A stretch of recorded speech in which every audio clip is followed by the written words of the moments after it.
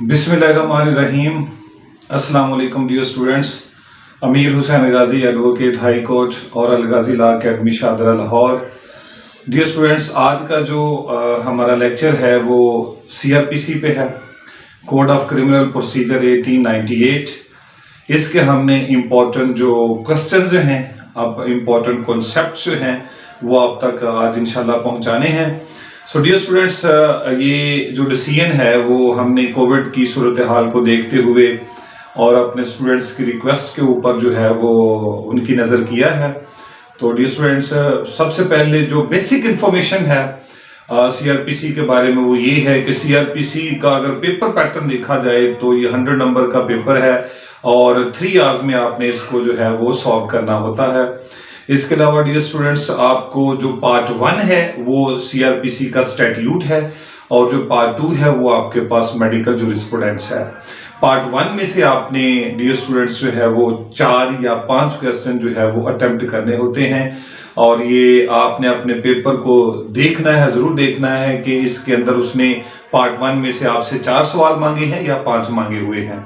अगर हम पार्ट 2 की बात करें तो डियर स्टूडेंट्स, पार्ट 2 में मेडिकल जूरिस्प्रूडेंस में आपको 2 सवाल आते हैं जिसमें से आपने एक को अटेम्प्ट करना है और ये एक जो होगा वो 20 नंबर का होगा, यानी 80 नंबर का पार्ट 1 है और 20 नंबर का पार्ट 2 है। सो डियर स्टूडेंट्स, देखते हैं इंपॉर्टेंट क्वेश्चन इसके कौन से हैं। सो 15 इंपॉर्टेंट क्वेश्चन हैं डियर स्टूडेंट्स जो आपके लिए सिलेक्ट किए गए हैं। सबसे पहले डियर स्टूडेंट्स पार्ट 1 में है classification and powers of the criminal courts and number 2 is the arrest. Number 3, modes of production. 4 is the dispute over immovable property. And 5th is the FIR, first information report. 6th is the confession. And 7th is the charge. Or 8 is the trial. Trial before magistrate and the court of session. इसके बाद number 9 है the student tender of pardon. Number 10 is the judgment. And number 11 is the double jeopardy, and number 12 is the appeal and revision, and number 13 is the habeas corpus, number 14 bail, number 15 transfer of cases and appeals, and the number 16 is the irregularities and illegalities। ठीक है जी। So dear students, ये था जो हमने part 1 के अंदर पढ़ना है। सो पार्ट 2 के अंदर डियर स्टूडेंट्स मेडिकल जूरिस्प्रूडेंस है, हमने 3 कॉन्सेप्ट पढ़ने हैं।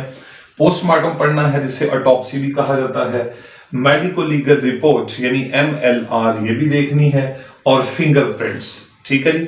सो डियर स्टूडेंट्स, ये हमने जो आइडियाज हैं सीआरपीसी और उससे रिलेटेड जो जूरिस्प्रूडेंस है, मेडिकल जूरिस्प्रूडेंस है, उनके आइडियाज हमने देखने हैं। सो डियर स्टूडेंट्स, हमारे पास जो नंबर 1 टॉपिक है जिसके ऊपर हमने बात करनी है इंपॉर्टेंट क्वेश्चंस में, वो क्लासिफिकेशन एंड पावर्स है। नंबर 2 अरेस्ट है। नंबर 3 जो है मोड्स ऑफ प्रोडक्शन है। Number 4 is the FIR। So इनको बारी बारी देखते हैं dear students. So classification and powers dear students, ये हमारा जो क्वेश्चन है वो इंतहाई अहम क्वेश्चन है। सबसे पहले बेसिकली तो हमें अपने क्रिमिनल कोर्ट जो है उसकी क्लासिफिकेशन के बारे में पता होना चाहिए कि उसकी क्लासिफिकेशन क्या है।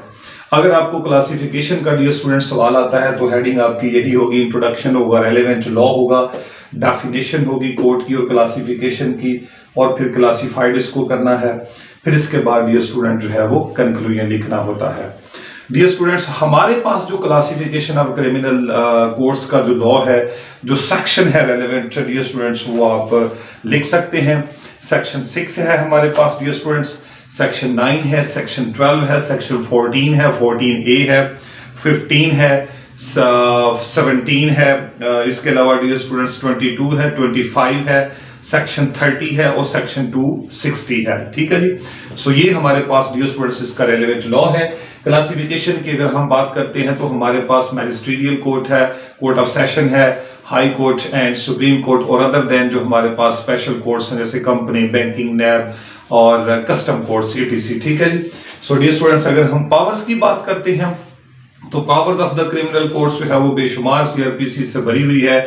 ठीक है जी। जो बेसिकली इसका रेलेवेंट लॉ है, अगर हम मैजिस्ट्रेट की बात करते हैं तो सेक्शन 32 इसका बेसिक कॉन्सेप्ट है पावर्स के बारे में। और अगर हम डियर स्टूडेंट्स जो है वो अपने कोर्ट ऑफ सेशन और मैजिस्ट्रेट की बात करते हैं, सॉरी हाई कोर्ट की बात करते हैं, तो ये हमारे पास डियर स्टूडेंट्स सेक्शन 31 की सूरत में जो है वो हमारे पास मौजूद है। ठीक है डियर स्टूडेंट्स, के अलावा हमारा शेड्यूल 2 जो है वो सीआरपीसी का भरा हुआ है। अपील की पावर है, बेल की पावर है, ट्रांसफर की पावर है, इसके अलावा जी रूल मेकिंग पावर्स है, इसके अलावा इरेगुलरिटीज इलीगैलिटीज की पावर है, इनहेरेंट पावर है, ट्रायल की पावर है। ये सारी की सारी पावर जो है वो डिफरेंट कोर्ट्स के पास डियर स्टूडेंट्स मौजूद हैं। आपकी हेडिंग ऐसे ही होगी। ठीक है जी। सो जो कोर्ट पूछी गई है उसी कोर्ट का डियर स्टूडेंट्स जो है वो आपने कॉन्सेप्ट लिखना होता है। इसके बाद डियर स्टूडेंट्स जो इसके जरा मैं आपको सवाल पढ़ दूं क्लासिफिकेशन और पावर्स के बारे में। What are the classes and powers of criminal courts in reference to trial and quantum of sentences? कहता है ट्रायल के हवाले से और क्वांटम ऑफ सेंटेंसेस के हवाले से। क्वांटम से क्या मुराद होती है डियर स्टूडेंट्स? इससे मुराद ये होती है कि वो इम्प्रिजनमेंट कितनी हो सकती है, फाइन कितना हो सकता है। बाज़ इम्प्रिजनमेंट और फाइन प्लस होता है, बाज़ इम्प्रिजनमेंट और फाइन और बोथ का जिक्र होता है। तो ये शेड्यूल 2 जो है वो सीआरपीसी का, उसके बारे में तमाम कोर्ट्स की जो क्वांटम ऑफ सेंटेंसेस है वो लिखी हुई है। ठीक है जी। इसके अलावा ट्रायल की जो पावर है वहां पे भी ये चीज लिखी हुई है कि मैजिस्ट्रेट कौन सा कर सकता है, सेशन और हाई कोर्ट कौन सा कर सकता है। So next is dear students arrest. Arrest dear students is the most important questions. ठीक है जी। हमारे अहम तरीन सवालों में से जो है वो अरेस्ट का सवाल बहुत अहम है। आपने करना क्या होता है, अरेस्ट की डेफिनेशन है, अरेस्ट का रेलेवेंट लॉ अभी देख लेते हैं। अरेस्ट विदाउट वारंट बहुत दफा पूछा गया है, वेगाबॉन्ड्स की अरेस्ट के बारे में पूछा गया है, प्राइवेट पर्संस के बारे में पूछा गया है, और इसका प्रोसीजर होता है within jurisdiction and without jurisdiction. ठीक है जी। So dear students come to the relevant law. अगर डियर स्टूडेंट्स आपको उन्होंने सवाल की तरफ एक मैं आपकी तवज्जो मबजूल करवा दूं, arrest without warrant, under what circumstances a police officer may arrest a person without warrant. So without warrant mean cognizable cases के अंदर, कॉग्निजेबल ऑफेंसेस के अंदर सेक्शन 4 और उसकी क्लॉज F जो है सीआरपीसी की, वो कॉग्निजेबल ऑफेंस को डिफाइन करती है जिसमें अरेस्ट बगैर वारंट के हो सकती है। तो सर्कमस्टांसेस कौन से हैं? सो डियर स्टूडेंट्स, इसके जो सर्कमस्टांसेस हैं हमारे पास, अगर हम विदाउट की बात करते हैं तो सेक्शन हमारे पास जो है डियर स्टूडेंट्स 54 मौजूद है। उसमें जो 10-11 जो ग्राउंड्स लिखी हुई हैं, उन ग्राउंड्स के अंदर जो है वो किसी को गिरफ्तार विदाउट वारंट किया जा सकता है। ठीक है जी। सो यहाँ पे अरेस्ट की भी डेफिनेशन होगी, यहाँ पे विदाउट वारंट की भी होगी अगर ये सवाल आता है तो। दूसरी बात है डियर स्टूडेंट्स वेगाबॉन्ड्स की। Arrest of vagabonds and habitual offenders by the officer in charge of the police station. So dear students, अगर ये बात आपसे पूछी जा रही है तो फिर ये वाला कॉन्सेप्ट आपका सारे का सारा जो हमारा सेक्शन 55 है सीआरपीसी का, उसकी तरफ इशारा हो रहा है। ठीक है जी। सो 55 के अंदर कंडीशंस और सर्कमस्टांसेस और ग्राउंड्स लिखी हुई हैं जहां पे एसएचओ जो है वो किसी को गिरफ्तार कर सकता है। अगर ये सवाल आता है so dear students definition most important है। एसएचओ की डेफिनेशन जो है वो सीआरपीसी में सेक्शन 4 में मौजूद है। इसके अलावा आपने वेगाबॉन्ड्स की लिखनी है, इसके अलावा आपने हैबिचुअल ऑफेंडर्स की लिखनी है, और फिर आप उसके सर्कमस्टांसेस लिखेंगे। ठीक है जी। और उसके अलावा अगर कोई ग्राउंड्स आपके पास अवेलेबल जो रेमेडीज हैं वो भी वो पर्सन अवेल कर सकता है अगर उसको जो है वो गैर कानूनी तौर पर अरेस्ट किया गया है। इसके बाद ये स्टूडेंट्स हमारे पास है arrest by the private person. So arrest by the private person, इन दो सेक्शन को जो है वो डियर स्टूडेंट्स आपने याद रखना है। सेक्शन 59 है हमारे पास और सेक्शन 51 है, दोनों में जो है वो arrest by the private person का जिक्र मौजूद है। ठीक है जी। उसका पूरा प्रोसीजर लिखा हुआ है। इसके बाद ये स्टूडेंट्स आखिरी हमारे पास है what is the procedure for the arrest as mention under the code of criminal procedures. So procedure के बारे में डियर स्टूडेंट्स अगर आपसे पूछा गया है तो इसका बुनियादी जो ढांचा है प्रोसीजर का वो सेक्शन 46 से 53 तक है। ठीक है जी। 46 से 3 तक का बुनियादी ढांचा इसका वहां पे लिखा हुआ है अरेस्ट का। ठीक है जी। इसके अलावा डियर स्टूडेंट्स जो प्रोसीजर है हम इसको 2 हिस्सों में तकसीम करते हैं अंडरस्टैंडिंग के लिए। एक है arrest with in the jurisdiction और एक है अरेस्ट विदाउट जुरिस्डिक्शन। तो विद इन जुरिस्डिक्शन की बहस कुछ और है और विदाउट जुरिस्डिक्शन की बहस कुछ और है। ठीक है जी। तो बुनियादी तौर पे डियर स्टूडेंट्स आपको 46 से 53 का फिलहाल पता होना चाहिए। बाकी जो है वो with the passage of time जो है वो कभी लेक्चर अपलोड किया जाएगा। ठीक है जी। इसके अलावा डियर स्टूडेंट्स मैं आपको 2-3 सवाल इसके भी और मजीद पढ़ दूं। एक उन्हें procedure of arrest in CrPC, ये 2019 का एक सवाल आया हुआ है आपको। और फिर विदाउट वारंट ऑफ अरेस्ट है, वेगाबॉन्ड्स का भी पूछा गया है 18 और 15 में। और इसके अलावा 2019 और 17 में भी सर्कमस्टांसेस पूछे गए हैं और arrest by the private person है। ठीक है जी। इसके अलावा डियर स्टूडेंट्स हमारे पास है जी मोड्स ऑफ प्रोडक्शन। ठीक है जी। ये सवाल डियर स्टूडेंट्स हमारे इंपॉर्टेंट 3 क्वेश्चंस में से एक क्वेश्चन है। अगर हम इस सवाल की बात करते हैं तो इसको डिफरेंट अंदाज से पूछा गया है। अगर उन्होंने ये सवाल आपसे किया हुआ है what are the different modes for the production of the accused before the court of law, तो ये 4 चीजें जो हैं डियर स्टूडेंट्स आपने लिखनी होती हैं। सो आपके पास टाइम जो है वो 27 मिनट्स का होगा। 25 से 27 मिनट आपके पास बचते हैं डियर स्टूडेंट्स। तो इस 25 मिनट के अंदर अगर आप इन चारों को लिखने बैठ जाएंगे तो ये तो 1 घंटा आपका ले जाए। क्या करना क्या है आपने, अगर मोड्स पूछे गए हैं सिर्फ मोड्स, इसको डिफाइन करें, मोड्स को, कोर्ट को डिफाइन करें, एक्यूज्ड को डिफाइन करें। इसके अलावा डियर स्टूडेंट्स रेलेवेंट लॉ जो है वो इसका लिखा जाए। समन का अभी बता देते हैं और अरेस्ट, वारंट ऑफ अरेस्ट का, प्रोक्लेमेशन का और अटैचमेंट का। ठीक है जी। इसके अलावा डियर स्टूडेंट्स जो है वो इसके बेसिक जो प्रिंसिपल्स हैं आपने वो ड्रॉ करने होते हैं 4 से 5। मसलन अगर आप समन की बात कर रहे हैं तो इसका असेंशियल 2-3 लिख लें और सर्विस के बारे में थोड़ा सा बता दें। अगर आप वारंट ऑफ अरेस्ट की बात कर रहे हैं तो इसकी जो है वो इसकी काइंड्स बता दें, बेलेबल होता है, नॉन बेलेबल होता है और इन हालात में जो इन प्रिंसिपल्स में ये जारी होता है। प्रोक्लेमेशन में डियर स्टूडेंट्स आप उसको डिफाइन कर दें और प्रोक्लेमेशन के ग्राउंड्स लिख दें कि ये ग्राउंड्स है प्रोक्लेमेशन जारी करने की। इसके अलावा जब अटैचमेंट पे डियर स्टूडेंट्स आप जाएंगे तो अटैचमेंट में भी सेम उसको डिफाइन कर दीजिएगा और उसकी ग्राउंड्स लिख दीजिएगा। सो इस तरह आप अपना क्वेश्चन जो है वो बेहतरीन और विद इन टाइम और शॉर्ट तरीके से हल कर सकेंगे। इसके अलावा डियर स्टूडेंट्स इसके बारे में इलेबोरेटिव भी जो है वो पूछा जा सकता है। अगर हम समन की बात करते हैं डियर स्टूडेंट्स तो 73 जो है 68 से लेके 74 और इसके अलावा डियर स्टूडेंट्स हमारे पास है 93A और C।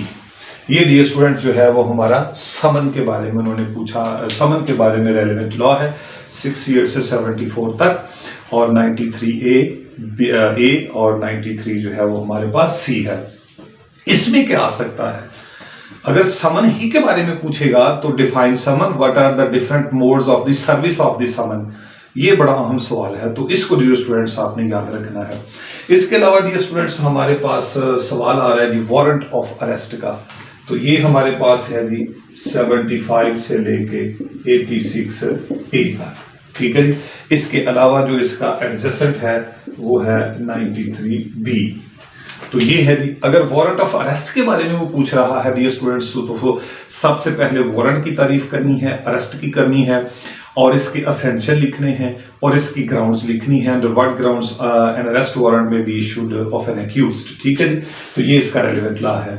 अगर प्रोक्लेमेशन की बात होती है डियर स्टूडेंट्स तो ये हमारे पास 87 है। प्रोक्लेमेशन में वो क्या पूछता है, define proclamation and under what circumstances a proclamation of an accused may be issued by the trial court। So trial court जो है वो किस तरह जो है वो एक एक्यूज्ड का प्रोक्लेमेशन इशू करती है। इसके अंदर आपने ग्राउंड्स लिखनी है, प्रोसीजर लिखना है एक्सेट्रा और इसका जो है वो आप रेमेडीज भी लिख सकते हैं कि अगर प्रोक्लेमेशन इशू हो गया है तो अब अक्यूज्ड अगर दोबारा कोर्ट की तरफ रुजू करना चाहता है तो वो क्या कर सकता है। अटैचमेंट की बात होगी डियर स्टूडेंट्स, तो इसमें 88 और 89 का प्रोसीजर होगा। ठीक है जी। इसमें क्या है, define attachment, what are the circumstances under which the property of an accused may be attached by the trial court, and what is the procedure for the restoration of the attachment of such accused, restoration of attachment of the property of an accused। तो ये तरीका जो है वो सारा 88 और 89 में dear students मौजूद है। ठीक है जी। तो ये सवाल थे डियर स्टूडेंट्स जो मैंने आपको इसके बारे में बता दिए। Next is the FIR. FIR एक इंतहाई अहम जो है वो हमारी रोजमर्रा जिंदगी में भी बड़ा कारआमद है और इसके अलावा भी डियर स्टूडेंट्स आपको इसका एक अच्छा जो है वो नॉलेज होना चाहिए। इसकी डेफिनेशन और मीनिंग बहुत पूछा जाता है। रेलेवेंट लॉ जो है वो डियर स्टूडेंट्स अगर हम चलते हैं तो 154 जो है सीआरपीसी का सेक्शन डियर स्टूडेंट्स वो इस बारे में बहुत इलेबोरेटिव है। ठीक है जी। इसके अलावा डियर स्टूडेंट जो है वो सेक्शन 155 सीआरपीसी भी जो है वो एफआईआर ही के बारे में है। ये इंफॉर्मेशन है, ये इन्वेस्टिगेशन की बात नहीं हो रही। अगर हम डियर स्टूडेंट्स आगे चलें तो असेंशियल्स हैं, असेंशियल्स ऑफ एन एफआईआर। ठीक है जी। Are the procedure of an FIR in case of cognizable offences and in case of non cognizable offences. अगर हम डियर स्टूडेंट्स कॉग्निजेबल की बात करते हैं तो ये 154 है और अगर हम नॉन कॉग्निजेबल की बात करते हैं तो ये 155 है। ठीक है जी। इसके अलावा dear student what is the importance of FIR in criminal cases. ठीक है जी। तो बेसिकली हमारे पास एफआईआर ही वो हथियार है जिससे हमारी प्रोसिक्यूशन जो है वो आगे बढ़ रही है। ठीक है जी। Number 2 last one is the second FIR. ठीक है। सो ये बड़ा कॉन्सेप्चुअल सवाल है। सवाल इसके बारे में डियर स्टूडेंट्स जो उन्होंने अक्सर औकात जो है वो इसके बारे में हमसे किया हुआ है, वो कहते हैं जी is there any provision in CRPC regarding lodging of second FIR? क्या CRPC में ऐसी कोई प्रोविजन है जो सेकंड FIR की बात करती है? तो ऐसी प्रोविजन तो मौजूद नहीं है। ओके जी। तो फिर सेकंड FIR कैसे हो सकती है? तो ये हमने सर्कमस्टांसेस देखने होते हैं कि under what circumstances a second FIR में B lodged and what circumstances a second FIR में नॉट बी लॉज्ड। तो ये सारी की सारी डियर स्टूडेंट्स जो है हमारी प्रेसिडेंट्स की बहस है जो कि कभी वक्त आने पर आपको जरूर आपके सामने ये बात रखी जाएगी। ठीक है जी। सो डियर स्टूडेंट्स नेक्स्ट हमारे पास जो इंपॉर्टेंट क्वेश्चंस हैं, नंबर 5 है dispute over removable property, 6 is the confession and 7th is the charge and 8 is the trial. ठीक है। सो डियर स्टूडेंट्स सबसे पहले आते हैं हम डिस्प्यूट ओवर इमूवेबल प्रॉपर्टी के ऊपर। इसके बारे में डियर स्टूडेंट्स जो मोस्ट इंपॉर्टेंट चीजें हैं, आप अगर सवाल आता है तो आप इसकी डेफिनेशन करेंगे। डेफिनेशन हमने किसकी करनी है डियर स्टूडेंट्स? डेफिनेशन हम डिस्प्यूट की करेंगे, डेफिनेशन हम इमूवेबल प्रॉपर्टी की करेंगे, डेफिनेशन हम मैजिस्ट्रेट की करेंगे। ठीक है जी। इसके अलावा रेलेवेंट लॉ है डियर स्टूडेंट, इसका जो रेलेवेंट लॉ है हमारे पास वो 145, 146 और 148 है, लेकिन जो 147 है उसके अंदर यूज ऑफ इमूवेबल प्रॉपर्टी का जिक्र है, वो इसमें नहीं आता। ठीक है जी। तो ये 3 सेक्शन है। इसके प्रोसीजर जो है डियर स्टूडेंट्स वो क्या है कि अगर डिस्प्यूट ओवर इमूवेबल प्रॉपर्टी हो जाएगा तो जो एप्लीकेशन दी जाएगी, पार्टीज को बुलाया जाएगा, ऑर्डर किया जाएगा, इंक्वायरी की जाएगी, उसके ऊपर जो भी पावर्स होंगी वो प्रोसीजर होगा सारा। फिर इसके अंदर ये है कि मैजिस्ट्रेट के पास पावर क्या है जब वो एक डिस्प्यूट ओवर इमूवेबल प्रॉपर्टी की एप्लीकेशन उसके पास आ जाती है। फिर इसके बाद डियर स्टूडेंट्स रेमेडीज है कि अगर वो कोई मैजिस्ट्रेट को फैसला करता है या नहीं करता तो आप फिर किसी अपर फोरम में कैसे जा सकते हैं। इसके अलावा डियर स्टूडेंट्स हमारे पास है जी कन्फेशन। ठीक है जी। सो कन्फेशन में क्या है डियर स्टूडेंट्स? कन्फेशन में आपने कन्फेशन की डेफिनेशन करनी होती है और कन्फेशन का जो रेलेवेंट लॉ है वो लिखना है।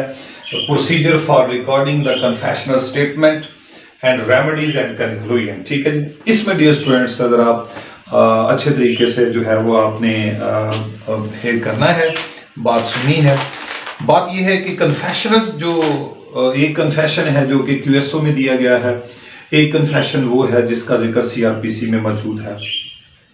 जो सीआरपीसी में कन्फेशन मौजूद है, क्योंकि सीआरपीसी में कन्फेशन की जो है वो स्टैट्यूट के अंदर इसकी जो है वो जो डेफिनेशन है वो मौजूद नहीं है।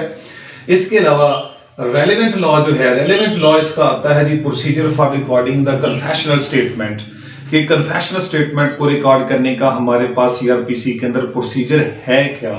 ठीक है जी। सो डियर स्टूडेंट्स, इसके बारे में अहम तरीन जो सेक्शन है वो आप नोट कर लें। एक हमने जो है वो रिकॉर्डिंग के बारे में 164 का जिक्र करना है, 364 का जिक्र करना है और 533 का जिक्र करना है। ठीक है जी। 164, 364 और 533 ये हमारे पास वो सेक्शन है जो कि कन्फेशनल स्टेटमेंट की रिकॉर्डिंग और उसके लॉ के हवाले से बात करते हैं। इसके बाद स्टूडेंट्स हम रेमेडीज की तरफ आएंगे कि अगर हमारा कन्फेशन रिकॉर्ड नहीं हो रहा या रिकॉर्ड हुआ है तो उसके अंदर कोई इरेगुलरिटी है या इलीगैलिटीज है तो हमने उसको अपर फोरम पे कैसे रेज करना होता है। नेक्स्ट हमारे पास डियर स्टूडेंट्स चार्ज का क्वेश्चन है। चार्ज में जो इंपॉर्टेंट 3 चीजें पूछी गई हैं वो मैंने राइट डाउन कर दी हैं। चार्ज की डेफिनेशन है, चार्ज का रेलेवेंट लॉ है, चार्ज के एसेंशियल्स हैं, चार्ज में एरर और अल्टरेशन की बात हुई है, चार्ज का जॉइंटर ऑफ चार्जेस है, रेमेडीज है और कंक्लूजन है। ठीक है जी। सो डियर स्टूडेंट्स, चार्ज जो हमारे पास है वो 221 से लेके 240 तक इसका जो है वो डियर स्टूडेंट्स रेलेवेंट लॉ है। 221 से लेके 240 सीआरपीसी है, उसमें इसका रेलेवेंट लॉ जो है वो डियर स्टूडेंट्स मौजूद है। डियर स्टूडेंट्स, इसकी एसेंशियल्स की बात करें तो ये 221, 222, 223 और 224 की बात है जिसमें इसके एसेंशियल्स लिखे हुए हैं। अगर हम डियर स्टूडेंट्स इसके एरर की बात करते हैं तो एरर का जो लॉ है वो वहां पे उन्होंने 225 और 232 के अंदर इसका जो है वो एरर का जिक्र किया हुआ है। इसके अलावा डियर स्टूडेंट्स अगर हम इसकी अल्टरेशन की बात करते हैं तो ये 227 से 231 तक है। ठीक है जी। ये सवाल एसेंशियल्स का भी आ सकता है, एरर और अल्टरेशन का भी आ सकता है, error in charge and alteration in charge. फिर सबसे अहम तरीन सवाल डियर स्टूडेंट्स हमारा जॉइंटर ऑफ चार्जेस का आता है और अक्सर जो है वो डियर स्टूडेंट्स हमें यही जो है वो क्वेश्चन पूछा जाता है। इस क्वेश्चन को कैसे पूछा जाता है? व्हाट इज चार्ज, डिफाइन करें। For every charge there has to be a separate trial. For every charge there has to be a separate trial. Is there any exception to this rule? ठीक है जी। तो अगर हम jointer of charges की बात करेंगे dear students तो हमने इसके अंदर जो है वो डियर स्टूडेंट्स सबसे पहले तो जनरल रूल लिखना होता है कि जनरल रूल क्या है। जनरल रूल डियर स्टूडेंट्स इसका 233 सीआरपीसी के अंदर मौजूद है। ठीक है जी। और वो ये है कि हर जो जुर्म है उसका चार्ज और उसका ट्रायल जो है वो सेपरेट होता है, लेकिन इसके अंदर ये भी लिखा हुआ है कि कुछ ऐसे सर्कमस्टांसेस हैं, कुछ ऐसे एक्सेप्शनल रूल्स हैं जहां पे जो चार्ज है वो जॉइंट भी किया जा सकता है। तो वो कौन कौन से हैं? अगर हम इसकी जनरल रूल की एक्सेप्शंस देखते हैं तो एक्सेप्शंस के अंदर उन्होंने डियर स्टूडेंट्स 234, 235 और 239 की बात की है, 34, 35 और 39 की बात की हुई है। ठीक है जी। तो इस तरह आप अपना सवाल हर एक को देख के जो समझ के जो है वो अटेम्प्ट करेंगे। इसके बाद रेमेडीज हैं। आपके चार्ज में कोई एरर है, कोई अल्टरेशन है, वो नहीं हो रही, हो गई है, या कोई चार्ज जो है वो जॉइंट नहीं होने वाला था, जॉइंट हो गया, या जॉइंट किया नहीं जा रहा, तो आप किन किन रेमेडीज को अवेल कर सकते हैं। इसके बाद हमारे पास डियर स्टूडेंट्स जो मोस्ट इंपॉर्टेंट और इंपॉर्टेंट तरीन क्वेश्चन है डियर स्टूडेंट्स वो हमारे पास ट्रायल की सूरत में आ रहा है। ठीक है जी।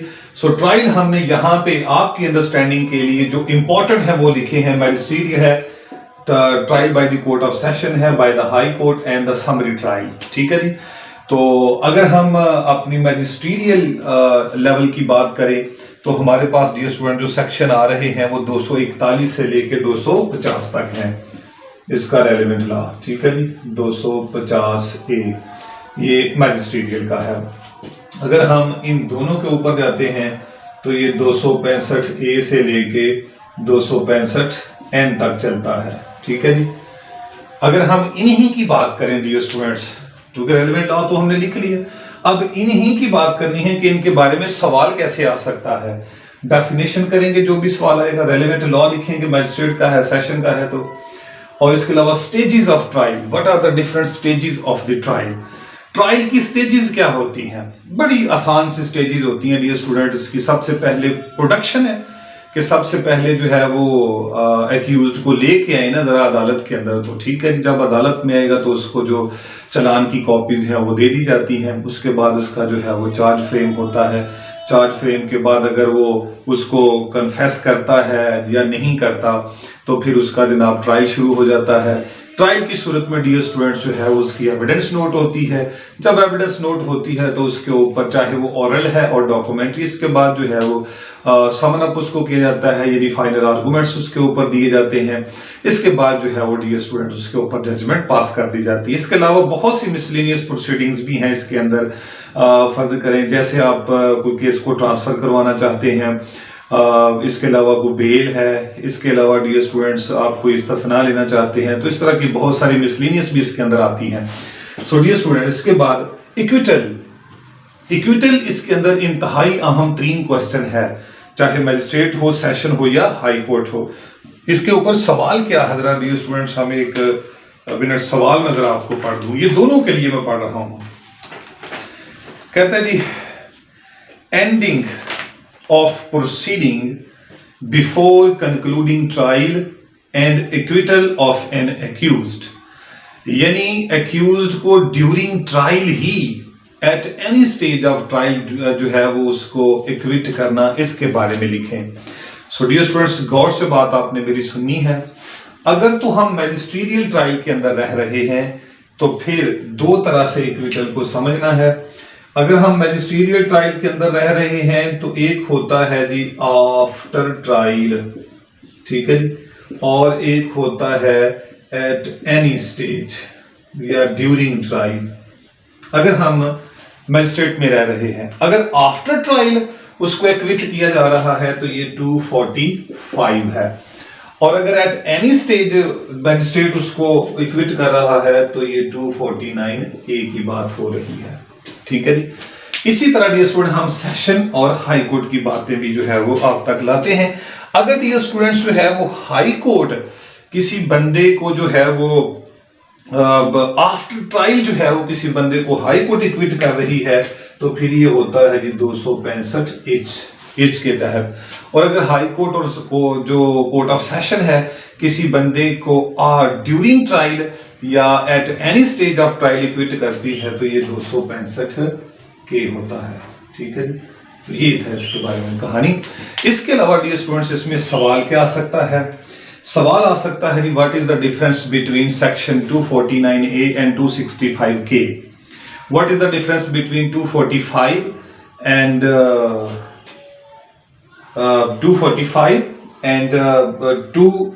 265H, ठीक है जी। यानी 245 और 265H में क्या फर्क है, 249A और 265K में क्या फर्क है। तो डियर स्टूडेंट्स वो जो सिंपली जो है मैंने आप तक उसको पहुंचा दिया है। इसके अलावा डियर स्टूडेंट्स चलते हैं जी, हमारे पास समरी ट्रायल है। समरी ट्रायल के अंदर जो है वो इसको डिफाइन करना, रेलेवेंट लॉ लिखना है, कंपिटेंट फोरम और ऑफेंस, ये वाला इसका जो पार्ट है वो इंतहाई अहम है डियर स्टूडेंट्स, ठीक है जी। कंपिटेंट फोरम, इसका रेलेवेंट लॉ की तरफ अगर हम जाते हैं तो इसका रेलेवेंट लॉ में 260 है, 261 है और 262 है। 260, 261, 262। कंपिटेंट फोरम से मुराद क्या है कि कौन सा अदालत है जो कि समरी ट्रायल करती है, तो मैजिस्ट्रेट है जिसको एम्पावर करती है गवर्नमेंट, ठीक है जी। तो इसके अलावा जी ऑफेंसेस, किन किन जराइम में जो है वो समरी ट्रायल जो है वो किया जा सकता है, तो 260 के अंदर भी जिक्र है। इसके अलावा डियर स्टूडेंट्स आगे चल के 261 में भी इसका जिक्र मौजूद है, ठीक है जी। सो ये डियर स्टूडेंट था हमारे पास ट्रायल का पूरा procedure. So dear student next जो हमारे पास क्वेश्चन रह जाते हैं जी उनको भी बारी बारी देख लेते हैं कि कौन कौन से क्वेश्चन है हमारे पास। नंबर 9 पे है जी टेंडर ऑफ पार्डन। ठीक है जी, tender of pardon. So tender of pardon का अगर क्वेश्चन आता है डियर स्टूडेंट्स, तो आपने इसमें डेफिनेशन और मीनिंग लिखना होता है।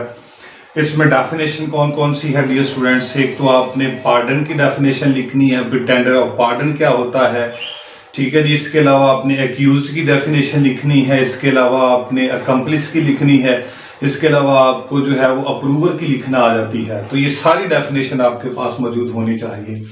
इसके अलावा डियर स्टूडेंट्स हमारे पास आता है जी रेलेवेंट लॉ।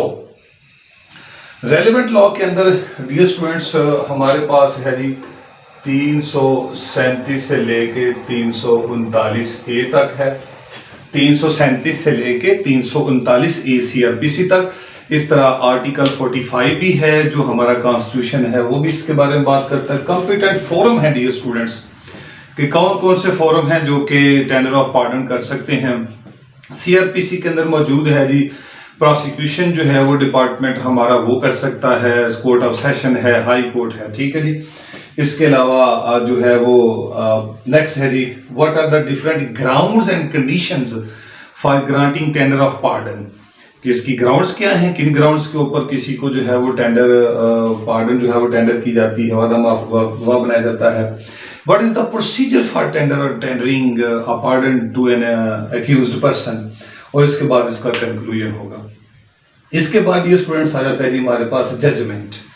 ठीक है जी, तो जजमेंट जो है वो डियर स्टूडेंट्स इसमें आपने इसकी डेफिनेशन करनी है, इसका जो रेलेवेंट लॉ है वो लिखना है, प्रोसीजर फॉर रिकॉर्डिंग जजमेंट ये लिखना है, alteration in judgement after pronouncement ये भी पूछा हुआ है, और इसका कंक्लूजन है डियर स्टूडेंट्स। तो इसका जो रेलेवेंट लॉ है डियर स्टूडेंट्स वो 366 से लेके 373, 366 से लेके 373 सीआरपीसी वो इसका रेलेवेंट लॉ है। ठीक है जी। इसके अलावा what is the procedure for recording the, ये बहुत दफा पूछा गया है कि प्रोसीजर क्या है रिकॉर्डिंग दी जजमेंट। ऑल्ट्रेशन का जो है वो डियर स्टूडेंट्स बहुत दफा इसके बारे में पूछा गया है, ऑल्ट्रेशन के बारे में। ठीक है जी, तो ऑल्ट्रेशन आफ्टर प्रोनाउंसमेंट 369 का जिक्र है सीआरपीसी का, वो देख लीजिएगा डियर स्टूडेंट्स। इसके बाद डियर स्टूडेंट्स हमारे पास आ जाता है जी डबल जेपर्डी का। ठीक है जी, सो डबल जेपर्डी भी बहुत मशहूर इंपॉर्टेंट 3 क्वेश्चन है हमारा। इसके अंदर क्या डियर स्टूडेंट्स आपने देखना है, डिफाइन करना है डबल जेपर्डी को, रेलेवेंट लॉ लिखना है, ग्राउंड्स क्या है डबल जेपर्डी की, और एक्सेप्शंस क्या है, कंक्लूजन क्या है। रेलेवेंट लॉ की तरफ अगर आए डियर स्टूडेंट्स तो 403 है और 13A है कॉन्स्टिट्यूशन का article 13A constitution of Pakistan का वो भी डील कर रहा है, और 403 है जो कि डबल जेपर्डी का लॉ इसके बारे में मौजूद है। इसके अलावा डियर स्टूडेंट्स ग्राउंड्स में आपने क्या लिखना है, ग्राउंड्स में आपने लिखना है कि under what circumstances an accused person shall not be twice for the same offense। सो एक ऑफेंस में जब उसको जो है वो डियर स्टूडेंट्स हो गई है सजा, तो फिर उसी जुर्म के अंदर जो है उसको दोबारा सजा नहीं दी जा सकती। सवाल में पढ़ दूं, no one should be convicted twice for the same offence. एक ऑफेंस में किसी को 2 मरतबा सजा जो है वो नहीं दी जा सकती। डियर स्टूडेंट्स एक और बात यहाँ पे आपने याद रखनी है, अपना सवाल जो है वो ये आपने ज़ाया नहीं करना। ये ये सवाल जो है वो आपको मैक्सिम्स हैं इसके बारे में, वो मैक्सिम्स के बारे में भी आपको पूछ सकता है। सो मैक्सिम अगर आ गया तो डियर स्टूडेंट्स अपना सवाल ज़ाया नहीं करना। एक बड़ा मशहूर मैक्सिम जो है वो मैं आपको पढ़ देता हूँ, वो कहता है नीमो बिस पोनिचर प्रो इडियम डिलिक्टो। ठीक है जी, नीमो बिस फर्नीचर प्रो ईडम डिलिक्टो, ये एक मैक्सिम है जी। ठीक है जी, नीमो बिस फर्नीचर प्रो ईडम डिलिक्टो, ये मैक्सिम है डियर स्टूडेंट्स। इस मैक्सिम को भी याद रखना है, अगर मैक्सिम आ गया तो उसका मतलब भी डबल जेपर्डी ही होता है। इसके अलावा एक्सेप्शन है डियर स्टूडेंट्स कि किन हालात में डबल जेपर्डी नहीं होती। नेक्स्ट हमारे पास डियर स्टूडेंट सवाल है अपील एंड रिवीजन का। बहुत बड़ा हमारा ये एक क्वेश्चन है जी अपील और रिवीजन के बारे में। डियर स्टूडेंट्स इसमें से बहुत ज्यादा मरतबा जो चीजें पूछी गई है वो मैंने लिख दी हैं। डेफिनेशन इन दोनों की करनी है, दोनों का रेलेवेंट लॉ है, दोनों का प्रोसीजर क्या है, दोनों की ग्राउंड्स क्या है, दोनों का डिफरेंस क्या है, दोनों की पावर्स क्या है। ठीक है जी। सो डियर स्टूडेंट्स सबसे पहले रेलेवेंट लॉ की तरफ चलते हैं। अगर डियर स्टूडेंट्स हम relevant law of the appeal की तरफ चलते हैं, पहले अपील का लिख लें, तो इसके बारे में 404 से लेके 431 सीआरपीसी है अगर हम अपील की बात करते हैं। अगर हम रिवीजन की बात करते हैं 439, 439 ए, 440 और 442 है। सॉरी जी, ये हमारे पास रिवीजन के सेक्शन आ जाते हैं। ठीक है जी। इसके बाद आ जाते हैं जी procedure. So what is the procedure for filing an appeal before the appellate court, ये भी हो सकता है। What is the procedure for filing the revision before the revisional court, ये भी जो है वो पूछा जा सकता है। इसके बाद what are the different grounds for filing appeal and what are the different grounds for filing revision. इसके अलावा what is the difference between appeal and revision. ठीक है जी। Now last one is the powers. What are the different powers of the appellate court and what are the different powers of the revisional court? याद रखना है dear students, CrPC के अंदर section हमारे जो powers के बारे में है वो 423 है और 426 है, 427 है, 428 है। ये डियर स्टूडेंट्स हमारे पास 4 सेक्शन है, 23, 26, 27 और 28। ये अपीलेट कोर्ट की पावर्स बताते हैं और यही जो पावर्स हैं वो रिवीजनल कोर्ट के पास भी हैं विद सम एक्सेप्शंस। कुछ पावर जो है वो एक्सक्लूसिवली रिवीजनल के पास हैं जो कि अपीलेट के पास नहीं होती, लेकिन जनरल पावर जो है दोनों की सेम है और इन्हीं सेक्शंस के अंदर लिखी हुई है। ठीक है जी। तो डिस्टिंक्शन है जी पावर्स के बारे में लिखा। एक बहुत अहम सवाल दिए स्टूडेंट्स उसने अपील के मामले में किया हुआ है, वो जरा सुन लें। कहते जी can appellate court suspend sentence pending appeal, यानी अपील अभी पेंडिंग है और उसकी सेंटेंस जो है वो सस्पेंड कर दी है, और release of an appellant on bail, यानी एक बंदे को सजा हो गई, अब वो बंदा अपील में आना चाहता है तो अदालत क्या है जी उसकी सजा को सस्पेंड कर दे और अपील को रेगुलर हियरिंग में लेके आए और उसको इस दौरान जो है वो बेल दे दी जाए। अगर ये जिक्र हो रहा है तो डियर स्टूडेंट्स ये प्योरली सेक्शन 426 है हमारे पास सीआरपीसी का, यानी बेल आफ्टर कन्विक्शन का। ये बेल में भी इसके बारे में बताते हैं जी। ठीक है जी। तो ये अपील के बारे में था। नेक्स्ट है हमारे पास dear students habeas corpus. Habeas corpus भी जो है वो डियर स्टूडेंट्स हमारा एक इंपॉर्टेंट क्वेश्चन है। अगर इसमें स्टूडेंट्स आता है तो डेफिनेशन है, रेलेवेंट लॉ है, procedure, what is the procedure as to habeas corpus and what are the directions as to the nature of the habeas corpus। ठीक है जी। तो इसका रेलेवेंट लॉ जो है वो डियर स्टूडेंट्स 491 है, 491 सीआरपीसी। ठीक है जी। प्रोसीजर क्या है, कैसे फाइल होता है, कैसे इसमें ऑर्डर होता है। अहम तरीन बात इसमें डायरेक्शंस की है।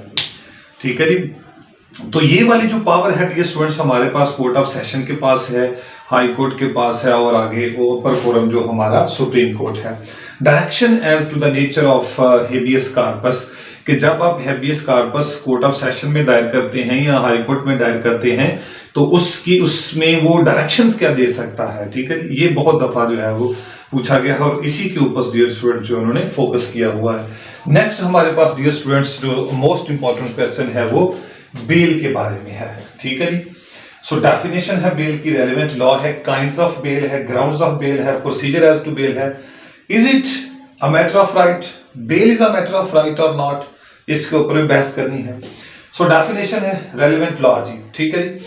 सो डियर स्टूडेंट्स अगर हम सिर्फ बेल की हद तक ही रहते हैं, इससे रिलेटेड लॉ की बात नहीं करते, तो फिर हम इसके रेलेवेंट लॉ को इसके काइंड्स के अंदर रखेंगे। ठीक है जी। अगर हम काइंड्स की बात करते हैं डियर स्टूडेंट्स तो सबसे पहले हमारे पास जो है वो प्री अरेस्ट बेल का कॉन्सेप्ट आता है। ठीक है जी। Pre arrest bell. ठीक है। सो प्री अरेस्ट बेल जो है वो डियर स्टूडेंट्स, इसके बारे में भी सवाल अलहदा से पूछा जा सकता है। वो क्या है जी, वो ये है, what are the different grounds under which a pre arrest bail may be granted to a person or not granted to a person, कि उसको प्री अरेस्ट बेल किन हालात में ग्रांट हो सकती है और किन हालात में ग्रांट नहीं हो सकती, डिफाइन करेंगे। Relevant law pre arrest bell का जो 498 हमारे पास सीआरपीसी है, ठीक है जी, वो 498 ए बी इसमें फॉल कर जाती है। इसके अलावा डियर स्टूडेंट्स की ग्राउंड्स लिखेंगे, प्रोसीजर लिखेंगे, हाउ टू फाइल, और इसके बाद कैलकुलेट ड्रॉ कर देंगे। डियर स्टूडेंट्स, दूसरा हमारे पास जो बेल है वो है जी पोस्ट अरेस्ट बेल। इसके अंदर जो है वो सवाल, what are the different grounds for the granting of post arrest bail and the not granting of post arrest bail. Post arrest bail किन हालात में दी जा सकती है, किन हालात में नहीं दी जा सकती, ठीक है।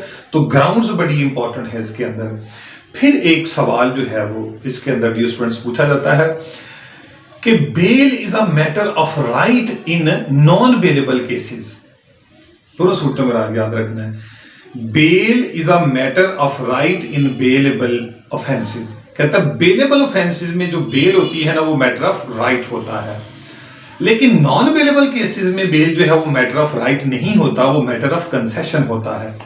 लेकिन कुछ ऐसे हालात हैं जहां पर bail is a matter of right in non bailable offences, यानी नॉन बेलेबल ऑफेंसेस में भी बेल जो है वो मैटर ऑफ राइट होता है। तो ये 497(1) जो है वो सीआरपीसी पा लीजिएगा। उसके अंदर जैसे ओल्ड एज है, वोमेन है, सिक है, वगैरह वगैरह उनका जिक्र है, तो ये वो वहां पे जो है वो मैटर ऑफ राइट बन जाता है, ठीक है जी। इसके अलावा जो बेल है जी, बेल इन बेलेबल ऑफेंसेस 496 वो भी जिक्र है। फिर एक प्रोटेक्टिव बेल है हमारे पास, उसका भी जिक्र मौजूद है डियर स्टूडेंट्स, ठीक है।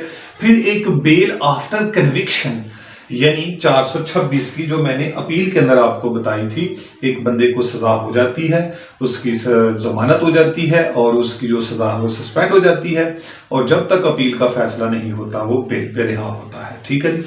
सो ये सारी चीजें जो है वो डियर स्टूडेंट्स देख लेनी है। प्रोसीजर एज टू फाइलिंग होता है बेल का।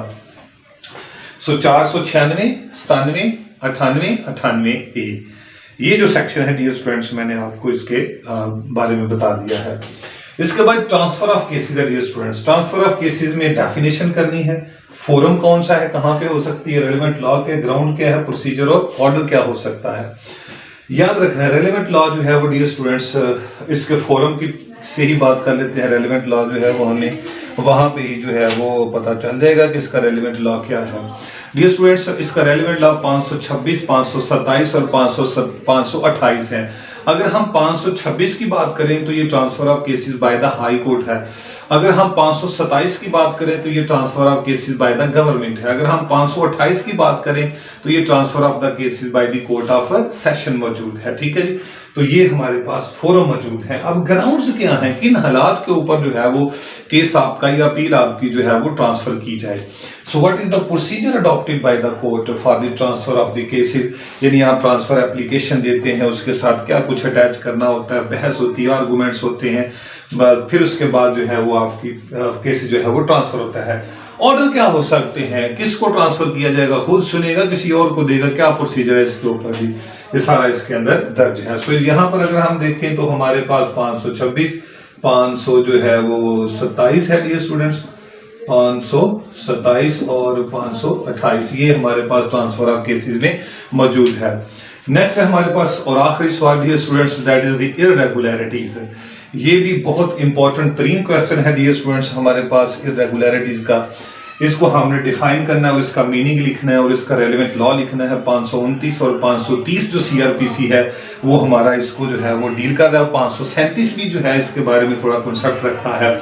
इसके अलावा हमने इसमें डियर स्टूडेंट्स जो है वो मोस्ट इंपॉर्टेंट जो है वो बात इसके अंदर हमने देखनी होती है, सवाल जो हमें इसके बारे में अक्सर जो है वो पूछा जाता है वो क्या है जी, कहते हैं जी irregularities, what is illegalities and irregularities of proceeding. तो इन दोनों का जो मीनिंग है आपने वो स्केच खींचना होता है। Which of these vitiate the proceedings and which do not. सो कौन सी इरेगुलरिटीज ऐसी हैं जो कि प्रोसीडिंग को विशिएट करती हैं और कौन सी ऐसी इरेगुलरिटीज हैं जो प्रोसीडिंग को विशिएट नहीं करती। सो जो do not vitiate the proceeding वो 529 है, यानी 529 है, और जो विशिएट करती है वो है जी 530 का जिक्र है। ठीक है जी। तो ये हमारे पास डियर स्टूडेंट सीआरपीसी के स्टैट्यूट और पार्ट 1 जितने भी इंपॉर्टेंट क्वेश्चन थे वो हमने आप तक पहुंचा दिए। स्टूडेंट्स जो पार्ट 2 है सीआरपीसी का वो है जी मेडिकल जूरिस्प्रूडेंस। सो मेडिकल जूरिस्प्रूडेंस के अंदर डियर स्टूडेंट्स आपको 2 सवाल आने हैं, एक करना है, ये 20 नंबर का सवाल होगा। इसमें हमने आपके लिए 3 सवाल डियर स्टूडेंट्स रखे हुए हैं। नंबर 1 इज द पोस्टमार्टम या autopsy, number 2 is the medico legal report या एमएलआर, और नंबर 3 इज द फिंगरप्रिंट्स। ठीक है जी। सो डियर स्टूडेंट्स ये इंतहाई अहम और आसान पोर्शन है आपके लिए। आप इसको जो है वो इजीली अटेम्प्ट कर सकते हैं और ये सारे का सारा थ्योरेटिकल है। अगर पोस्टमार्टम या ऑटोप्सी की बात होती है तो इसको डिफाइन और मीनिंग लिखना है इसका। 2 बातें जो है वो डियर स्टूडेंट्स इसकी बहुत अहम है। वो एक है when postmortem is conducted and how postmortem is conducted। अक्सर ये जो है वो पूछा गया है when conducted and how conducted, procedure क्या है। ठीक है जी। अगर हम 174 सीआरपीसी देखें तो उसके अंदर थोड़ा बहुत इसका प्रोसीजर लिखा हुआ है। इसके अलावा डियर स्टूडेंट जो है वो हमारा पुलिस रूल्स के अंदर इसके बारे में बड़ी जो है वो बात हुई है पोस्टमार्टम की। ठीक है जी। तो when and how, कब और कौन से तरीके हैं। ठीक है जी। डेथ के ऊपर होगा, एनिमल डेथ के होगा, मशीन से डेथ होगी, वो होगा किस तरह जो है वो किन हालात में होता है, और हाउ यानी इसका पूरा प्रोसीजर बताएं कि ये पोस्टमार्टम कैसे होता है, और फिर इसकी इंपॉर्टेंस ऑफ द पोस्टमार्टम और the objects of the postmortem in the criminal cases. ठीक है जी। सो ये पोर्शन आपका बहुत अहम है। इसके अलावा डियर स्टूडेंट्स नंबर 2 है एमएलआर, मेडिको लीगल रिपोर्ट। इसकी डेफिनेशन और मीनिंग लिखना है। सो what is the procedure for recording MLR. So MLR को जो है वो रिकॉर्ड करने का प्रोसीजर क्या है। इसके अलावा importance, what is the importance and the use of the MLR in criminal cases. ठीक है जी। Last one is dear students that the fingerprints. सो फिंगरप्रिंट्स की डेफिनेशन और मीनिंग लिखना है। तो मोस्ट इंपॉर्टेंट इसका है जी व्हाट इज द प्रोसीजर और modes for taking fingerprints. Procedure क्या है फिंगरप्रिंट्स लेने का, या इसके डिफरेंट मोड्स क्या है फिंगर टिप्स लेने के। इसके अलावा डियर स्टूडेंट्स इसकी इंपॉर्टेंस क्या है, what is the importance of fingerprints in criminal cases. अक्सर औकात ये भी सवाल डियर स्टूडेंट्स आ सकता है। सो what is the difference between MLR and the postmortem, ये भी एक दफा जो है वो पूछा गया है। सो डियर स्टूडेंट्स ये था हमारा आज का लेक्चर सीआरपीसी का, जिसमें हमने सीआरपीसी के इंपॉर्टेंट क्वेश्चन जो है वो आपके सामने रखे हैं। एक बार डियर स्टूडेंट्स याद रखनी है, हमारा जो सिलेबस जो है वो प्योरली एलएलबी 5th ईयर जो एलएलबी 5 ईयर प्रोग्राम है हमारे मुल्क में, उसका जो लास्ट पार्ट है 5th पार्ट है उसके लिए है। और इसके अलावा जो 3 ईयर के हमारे बच्चे पेपर दे रहे हैं उनके फाइनल ईयर के लिए है। ये हमारा जो सिलेबस है ना तो एडीपीपी के लिए है ना ही सिविल जज के लिए है। एडीपीपी और सिविल जज के लिए हम बड़ा थारोली जो है वो बच्चे को पढ़ाते हैं ताकि वो जो अपना आगे आने वाले चैलेंजेस हैं उनको पूरा कर सके। डियर स्टूडेंट्स अगर हमारा चैनल आपको ये जो आज का लेक्चर पसंद आया है तो आप हमारा चैनल जो है वो सब्सक्राइब भी करें, लाइक भी किया करें, उसको शेयर भी किया करें। और डियर स्टूडेंट्स इसके अलावा अगर आपको किसी भी किस्म की कोई प्रॉब्लम है तो आप हमारे साथ रब्ता कर सकते हैं। हमारा जो व्हाट्सएप नंबर है 0300 426 0669 है। Thank you very much. अस्सलाम वालेकुम वरहमतुल्लाहि वबरकातुहू।